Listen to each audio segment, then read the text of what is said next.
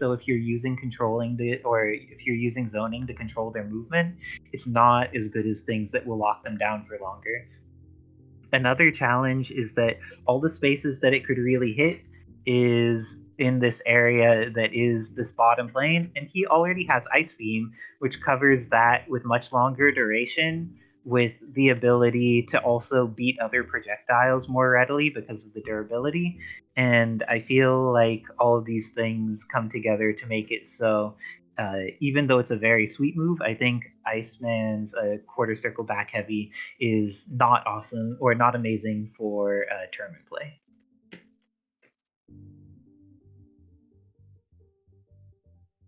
The backpack or Oblivion? Well, like I was talking to myself before everything cut off, but that's the thing with Iceman, that specific special. Sometimes it can just decide it will not hit. Because on some characters, like some combos, sometimes I do, or setups, you'll do it, you'll call it either H or light to get the good setup, but sometimes all the ice just goes through everyone. It just does not care. I don't know how to replicate it, but that move is finicky beyond belief. It's just you Part of want it's to that the use it. hitbox is small. It's The super hitbox is small. not actually that big. Like in comparison with the size of the visual ice spikes, it is like not any bigger than that. While a lot of things like Hadoken or like the Jill bullets cover up much more space with the way that they're shot. I'm failing to OTG Arthur with it because he's too small. Yeah, he's not wide enough. That makes sense. Yeah, the hitbox is incredibly small. And Iceman can take a good while sometimes to recover if they're blocked or you just miss. But it all depends on the situation, what you're doing. Like, I feel I'd prefer to use Beam over that move a lot of the times. Like, why use that when I have the amazing Ice Beam?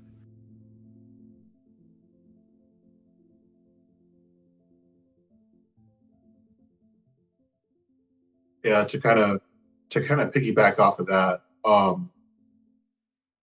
in terms of this move being good or bad, it feels like, to me, more than anything, it feels redundant purely because Iceman, like Ice Beam H exists.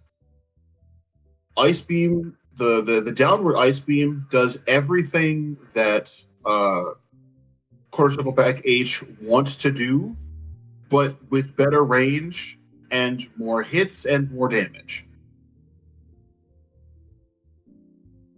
You know, there's so many times where you think to yourself, I would really like to use the heavy ice spike. I think that'd be really cool. But heavy ice beam does exactly what you want it to, like does exactly what you want that move to do, but just better in just about every way. So it's not bad, just feels redundant to me.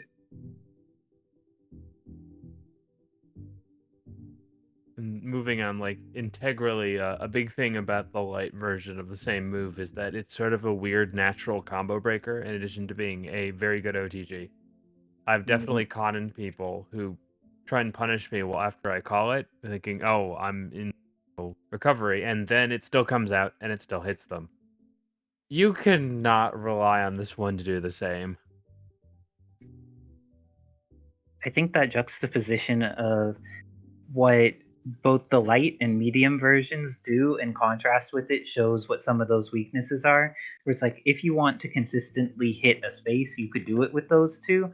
And because they link into each other, it makes it so hit stun, block stun, and reliability are all higher. And none of those things end up being true for the quarter circle back heavy. And it's honestly sometimes best when your opponent does block the whole thing when you call an assist. Because if they got hit, they'd probably miss being hit by the assist because they'd be in a free fall state. I was just doing some testing since I have the Stars Jill, Hunk, and Iceman in training mode.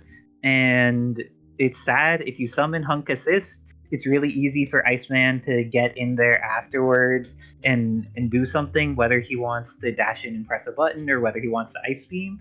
But if he has the same situation where he summons Hunk Assist, and then he does the ice, and the ice hits them after the bullets, they fall super quickly to the ground. So the type of air hit stun it has makes it like anti-combo in a lot of situations. Because the juggle, not juggle carry, the fall speed ends up generating this situation where it's just much harder to confirm than against other things. Like Ice Beam, they fall relatively slowly afterwards, so much so that you could press a button afterwards and get it to do things. But with the Ice Spikes, if they're in the air, they just fall to the ground so swiftly, and it's terrible. And it doesn't get better in X Factor. So, like, it's not even the anti-synergy where, oh, this move is at least good when you exit because he gets fast enough. The other ones get pretty good in X. This one just somehow Gets worse. being able... It does get worse. And in the rare cases of a move getting worse by the almighty X Factor. Other than Dante and level 2 X Factor. Yeah. And DMC1 Dante at level 2 X Factor. Wait, they copied that over? I didn't know that. Yeah, they did. I thing. laughed so hard. His high time tabs in the beta patch is fixed already, but I don't believe that one has been released yet. Where if you high time in X Factor with Dante, the high time can't OTG people anymore if you're in X Factor, I believe 1 or 2, but I think 2 specifically. So it's like you lose your OTG with high time because its hitbox interpolates to a different point because of the X Factor speed difference. Yeah, it's I laugh because that was still in there, but why? It seems to me that like there aren't that many cases in base game or modded Marvel where a move where something becomes too fast, like too fast to really use in X Factor. Me personally, I would put trying to work in Core Circle Back Heavy with Iceman in X Factor. It's just, again, it's everything you'd want that to do, even in an X Factor situation. Heavy Ice Beam does and more. Also, just light version of the same special in X Factor can do some very silly little block strings. Mm-hmm. Yeah, and then the light and the medium version are just better moves. Mm-hmm. Outright better moves.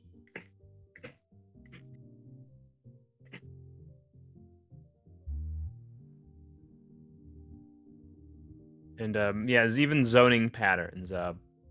In particular, the medium one, maybe not as best for combos, but you can use it with certain projectile assists to create paths where your opponent has to walk through one of the lines of projectiles. Like, I can imagine something like missiles or other air-carrying assists do wonders because, where are you supposed to go? There's a horizontal beam coming at you, and then there's something like missiles coming down. But there just really isn't any zoning patterns where you want something that may even push them closer to you. You're not Shocker, where having a projectile that moves them closer is good. Giving them the ability to roll while you're trying to zone them is just going to make your life a lot harder. Way harder. So, failing great on synergy. And Unfortunate. good for execution.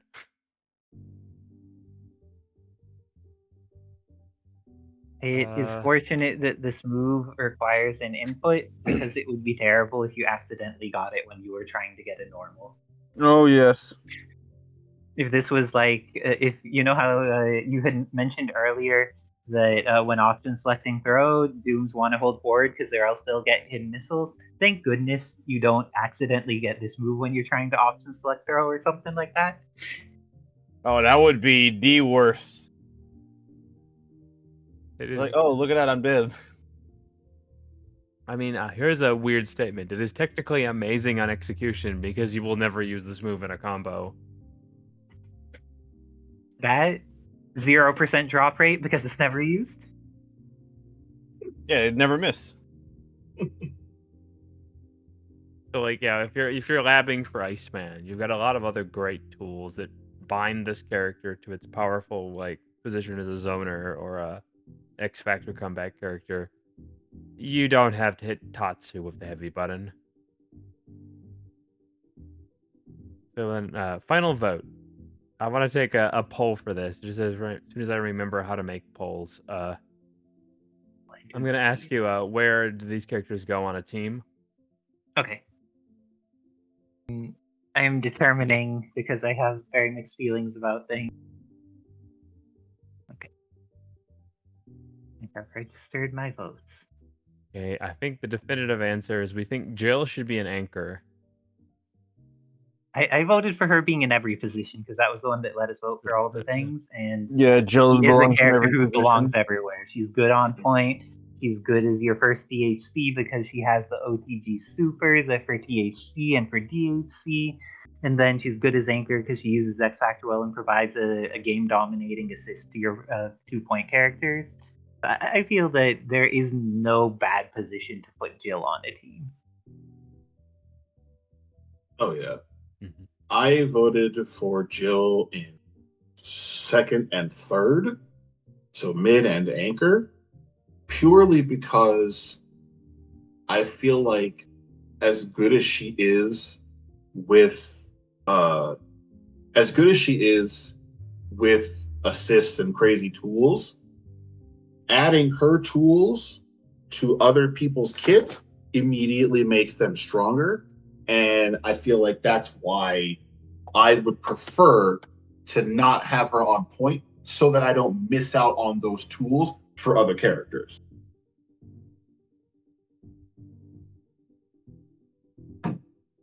See what you mean. I, for sake of posterity, put her at anchor because there are a lot of characters that are fine in the anchor position because X Factor 3 makes characters strong. I've been, though, so convinced watching the various comebacks we have at X Factory that when you put this character into X Factor, her absurd speed and ridiculously efficient hit stun scaling, and as we already said, like tools that work pretty well for chip under pressure, just of all the characters we're looking at today, I think this is just the one potentially like that I can suggest if you're looking for a starting anchor, because anchors are often the character you'll probably have the most difficulty selecting usually. That this is she is the I think great starting point for picking up anchors in the palette swap environment. That's my decision. Yeah, I believe I'm down with that opinion.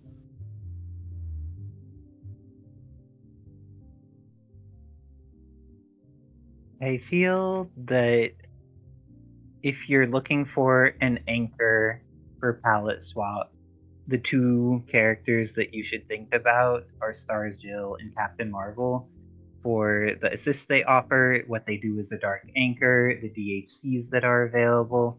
I think that those are the two characters that generically will help teams pretty much no matter what they are, because having a strong horizontal ground control tool as your assist is very blessed, and they're both incredibly strong characters in all the other ways too. Plus, comparative to Captain Marvel, Jill is an easier learn. Fight characters can definitely be a bit of a jump scare for new players. This is Moving true. on. Okay. Hunk, I said middle because I genuinely think you are depriving yourself if you're not using his assists. And he plays so well in a double point scenario, so you have him backing like a true point character who needs assists. Let's use Wolverine as an example. But then once Wolverine dies, you can pack him with your anchor assist, and then he becomes just as viable as like a point character. So I think middle is best. I kind of like him a lot on point, but I can see where you're coming from. I just think like Hunk with 2 assists can get obscene very quickly, just because of grenade cancels and stuff. And also that amazing forward heavy. Oh, that button. My beloved. Mhm. And then I agreed with Tim as far as like if I had been given the options like Stars Bill, I would have put him in all three positions because I think he has value there. But I ended up saying mid because having access to the gun DHC is incredibly useful. Everybody wants access to a beam. It's great in neutral, and if somebody's far away, you could DHC into the grenades, which is if they don't have a positioning where they'll be able to punish that, that leaves you with a grenade and the ability to get to hunk neutral, which is so solid. And having his assist, whether you're using the horizontal gun, you're using the spray gun, that just like all of his assists are very solid. I feel that having him in second is a pretty good spot, but that he could work from anywhere as well. A follow my lead also is big that he can offer to a point character.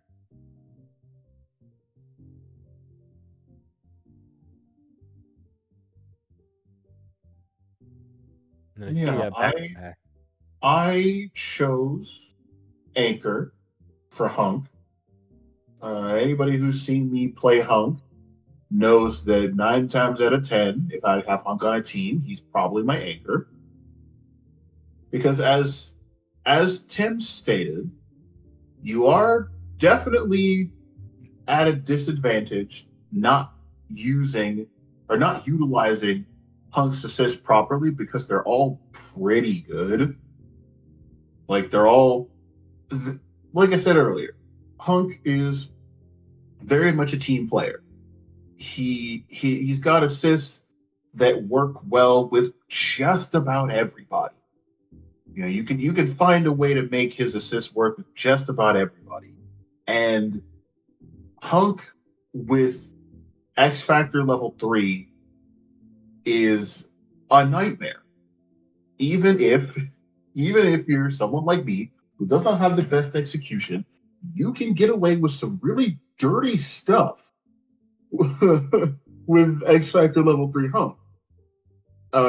He shred like his zoning becomes that much scarier once he's an X Factor because it's so easy for him to land a touch with a bullet, dash in, and melt you just that quick.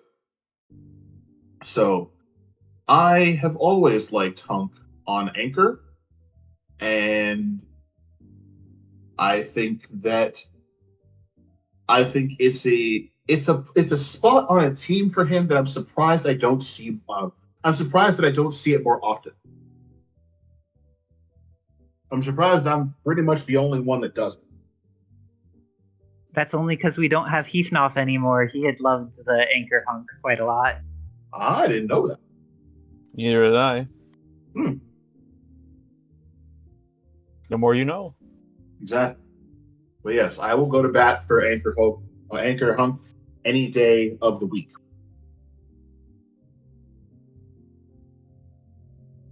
That leaves us with just Iceman. Yep. Let's look at the breakdown. We have 2 votes for point, 1 vote for middle, and 1 vote for anchor. He's a point character, 100%. I'll die on that hill. Go on. Iceman as an anchor is just like he's bad in my opinion because he needs help. Because a lot of his stuff, like yes, he has that like jump cancelable forward medium. He also has the ice spike that can be jump canceled to help him either do some pressure or mix up. But other than that, he has no overhead. His lows are pretty slow. He's not too safe on stuff besides like core circle back, light medium. Like up front though, he's amazing with a team. Like assist to back him up and then just do crazy stuff with is just really good for Iceman. Like he loves that. It's like the more I play with whatchamacallit, bad point Iceman, the more I love it. Because it's just what else can you do but just do the dirtiest mix up known to man because of core circle back. And the ice beam just has so much what's it called when it just lasts forever. Duration. Yeah, Duration. it's duration. It's still there technically, even when the beam goes out for a tiny bit. So you have to respect it. You can't just try to get in because sometimes you'll get clipped by the beam if you're at the right height. Like I love that beam for that, especially the assist. Like if you happen to get like knocked out of first position. But that's my thought. I believe he lives and dies on the point. He can survive as second, but on anchor, I just feel like Iceman doesn't have what it takes. And Isisera, you're the other point. I am the other one who believes he should be on point. So, I when I look at a character, I'm like, in what situations do they win the game? And I feel that the most likely situation for Iceman to win a game is for him to accrue value over time by getting people with some ice beams, being able to uh, take advantage of his very solid movement in order to either backdash or forward dash, get into a better position, and then ice beam again.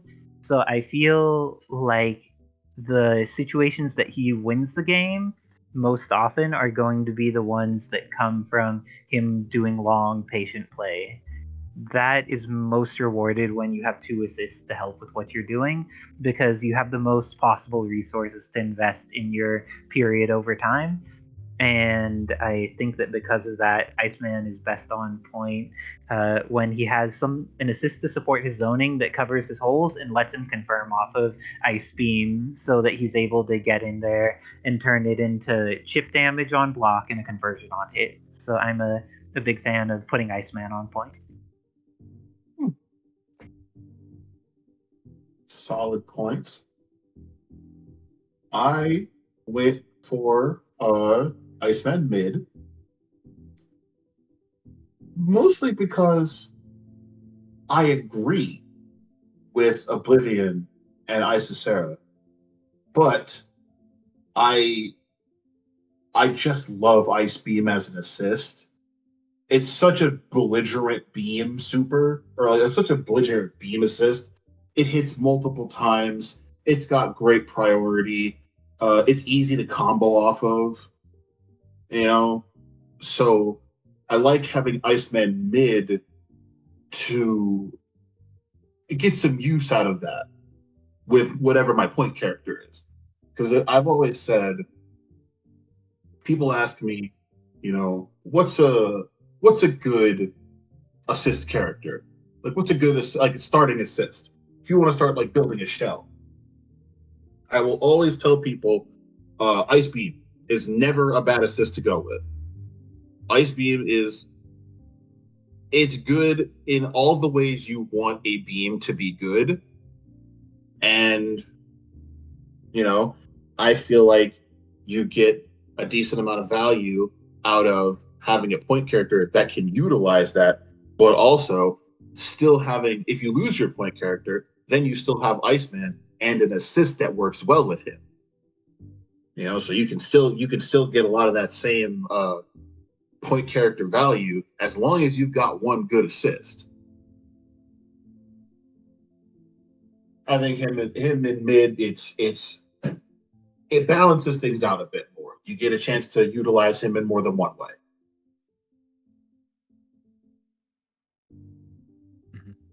And that's why mine is interesting. Is I don't necessarily think he's the best in point, like what is it, anchor. But at this current point in time, I usually end up putting him on anchor because Pellet Swap is still one of those metas where there are not that many like hardcore beam assists. And usually I'm playing, say, hunk on mid. So I want to cross up beam. And then putting him on point does nothing for me because he doesn't get too much additional support from, say, hunk. And as I said before, there's a lot to be gained from actually making use of that amazing beam assist. So I find at the time a lot of teams will put him in that anchor slot. Plus, when you give him X Factor, he can do wonders for chip damage, even if he's not the best at opening people up. Plus, one other thing, he's another character of a very strong follow my lead. It's very true. So I think maybe in the future he'll become considerably worse as an anchor, as more anchor options open up where the team just works top to bottom. But at this point in time, I think we're going to see a lot of Iceman anchor. Yeah, I can believe it. I think that having him as anchor is a thing that's appealing to a lot of people, especially when they're trying to get from that transitionary phase of being like, okay, I'm just putting together all the characters I think are cool on a team to like, okay, I need to make sure that my point character has some assists that support them. I think Iceman's an amazing character for making that transition in either of those two roles that y'all mentioned with the midder and the anchor, because being able to just have such a reliable horizontal ground control assist makes every other character easier to play. And being able to have that with characters pretty simple to access is really helpful for just like getting into the game. Absolutely. Any other thoughts about this particular distribution? Not on my end.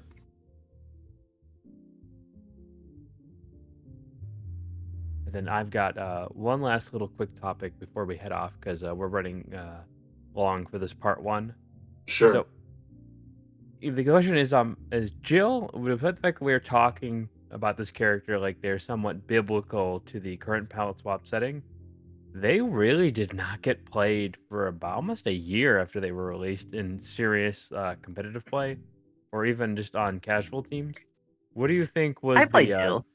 I know you did, but you were I still give you the nickname the Queen of Labbing. We have to put that on the shirt. But no, I agree with you that it's like, dang, okay, if a character is this strong in this many ways, why didn't we see more of them? That's a good point. And I think. Nope, go ahead. no, go. I'm curious to hear your perspective on why this likely is. Well, I think it's. I said this before about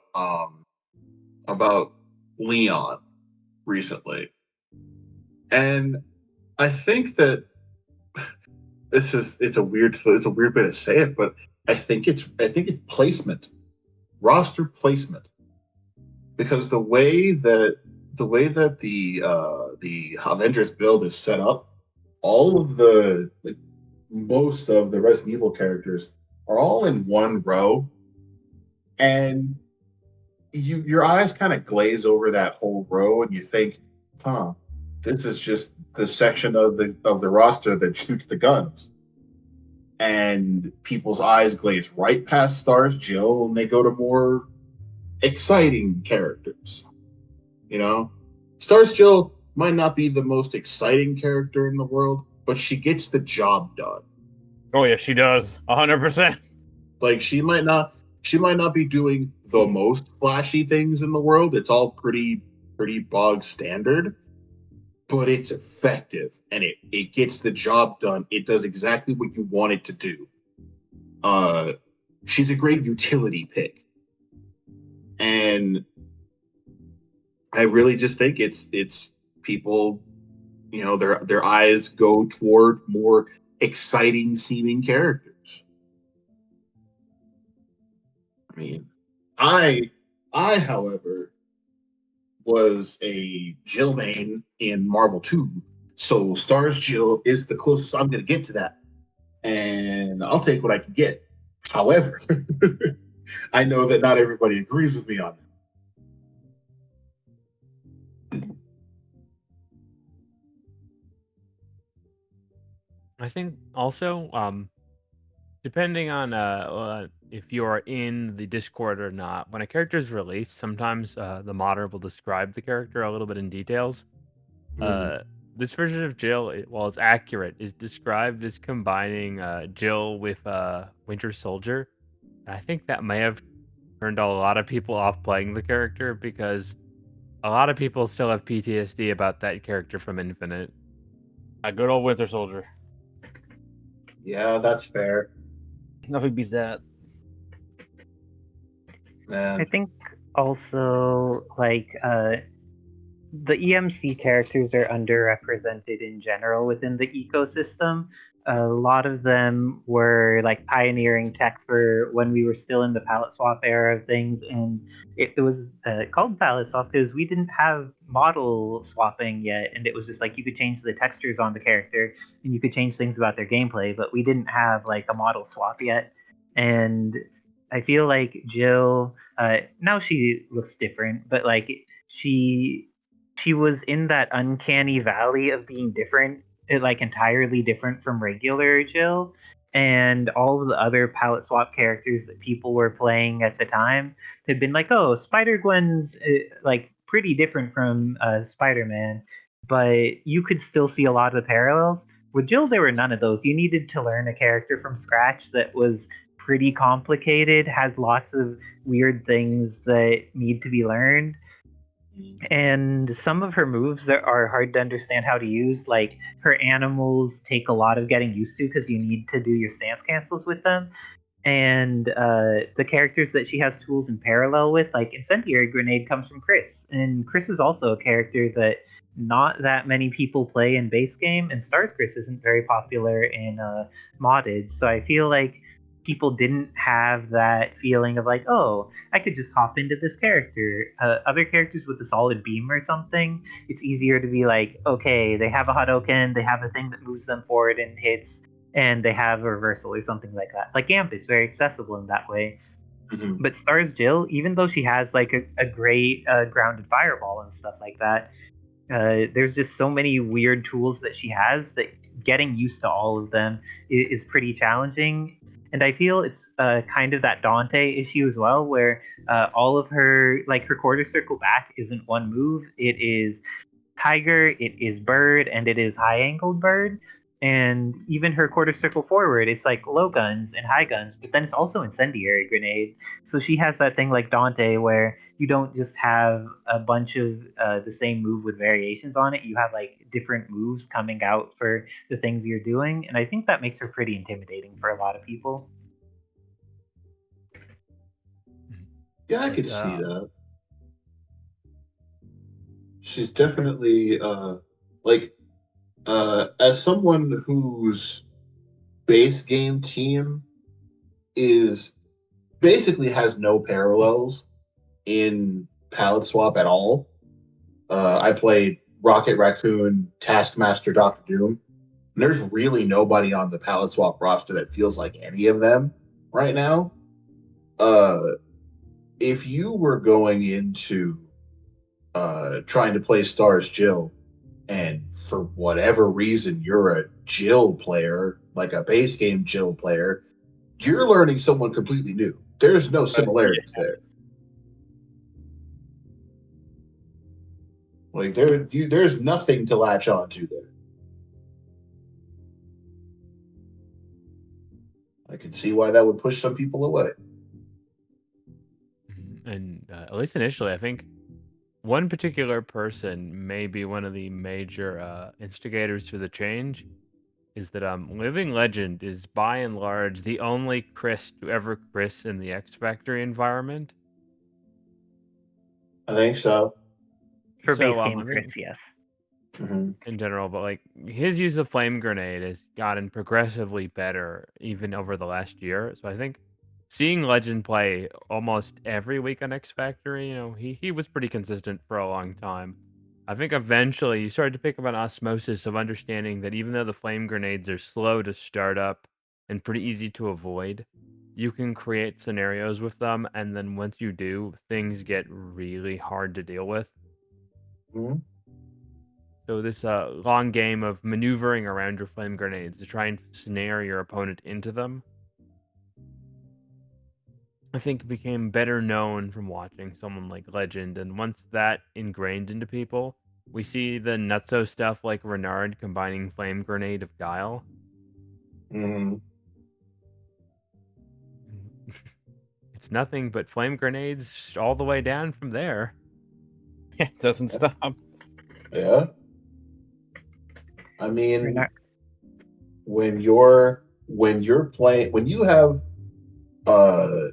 access to flame grenades like Jill's, I remember, I think it was Tabs a while ago, who mentioned that he doesn't understand why people don't just spam flame grenades with Stars Jill, because that's a viable strategy. You know, you get your knockdown and just start throwing as many flame grenades as possible. Kind of does the work for you. It's like in base game, it's like physics, like Chris. Right. That grenade will explode whenever you get hit, and it stays there. Exactly. Then you get a flame carpet that lasts forever. Just start stacking those on top of each other. It just doesn't end. And all the mix-ups is yours. Exactly. The world's your oyster. So I think that another thing is that a character's power level has almost nothing to do with how much they've been chosen so far in Pallet Swap. And I think that Stars Jill is one of the higher power level characters in the game by a substantial margin. And I think that because people were just going with more of what they liked, with a lower emphasis on team synergy, that didn't make people gravitate as much towards any specific character. The main times that changed was there was a period of time where everybody was playing Captain Commando when Captain Fire was being ridiculous. And then there was a period of time where Gambit was just everywhere, because Gambit is an easy to learn, strong character that fits in team synergies anywhere very easily. So I feel that since people weren't prioritizing team synergy as much earlier on, that's one of the other reasons we didn't see as much Stars Jill. That is true. And also, some of our players that had been playing her, unfortunately, had periods of time where they weren't involved for a little while. One of the people who had pushed a lot of Stars Jill's tech had been Tangrowth. And then Tangrowth took some time away from the Haventers tournaments. So during that time, we got less representation for her. And, I feel like Renard uses her a decent amount. And then I have certain cycles where I'm using her a decent amount. And then Nick Bad's been using her as well, but then he hadn't been in for a while as well. So I feel like we just kind of went through a phase where a lot of the players who connect with her either had different things they were practicing or just vanished from the scene for a little bit for whatever reason. Yeah.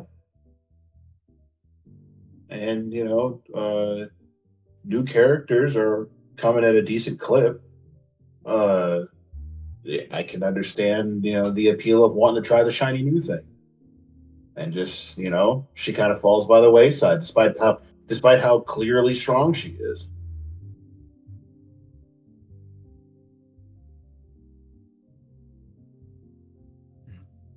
But that's kind of the beauty of modern Marvel as it stands.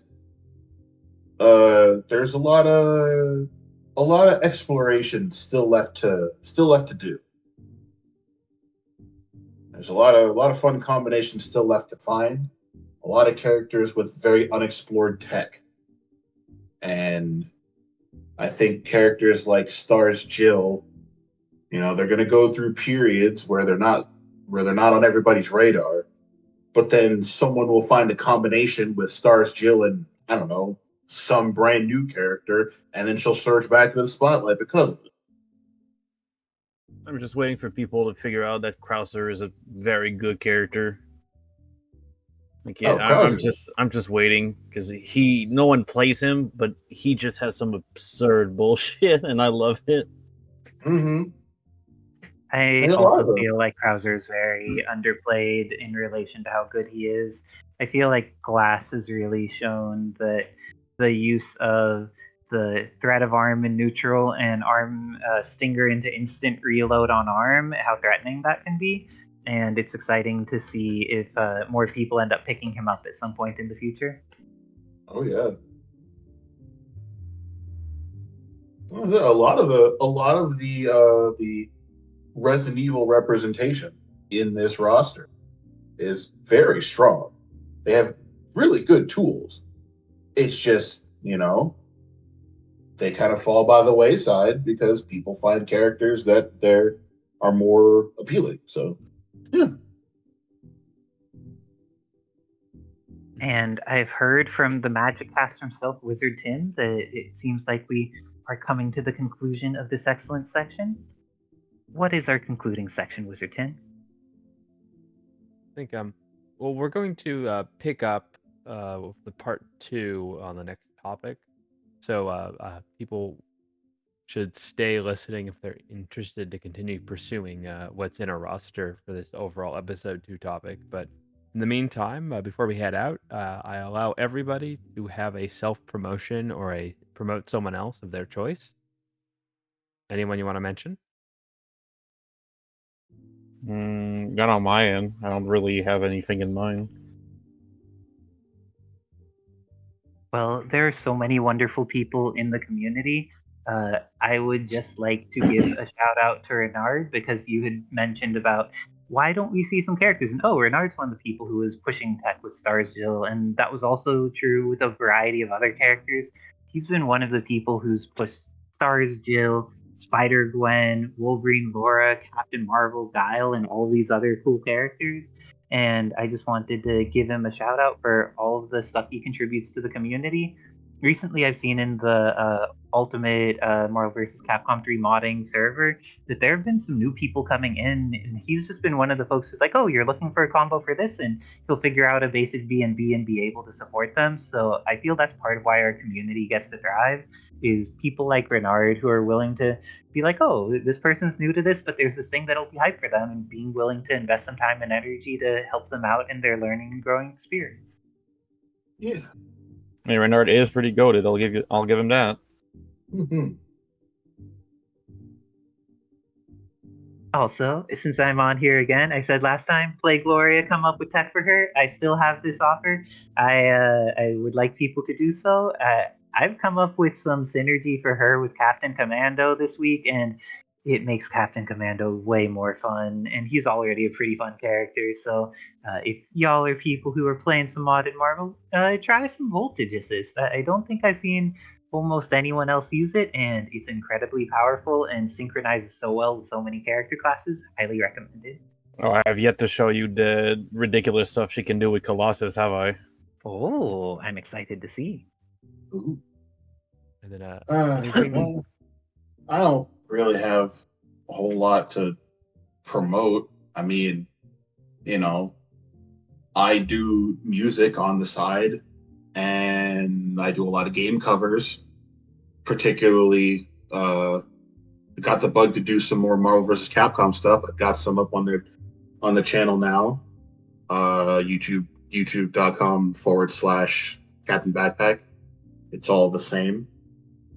Search this name, you'll find me on just about anything. But And that's yeah. Captain Backpack, BACKPAK. Yes, indeed. Yes, indeed. The backpack. But yeah, outside of that, just go play more Marvel. Go play more modded Marvel. If you're not playing modded Marvel, you should start playing modded Marvel. Well, just play Marvel in general. Just play Marvel. Exactly. Play Marvel. Right then, I've been the Wizard Tim. Tune in whenever we get the next part out for the part 2, In the Eye of a Rookie.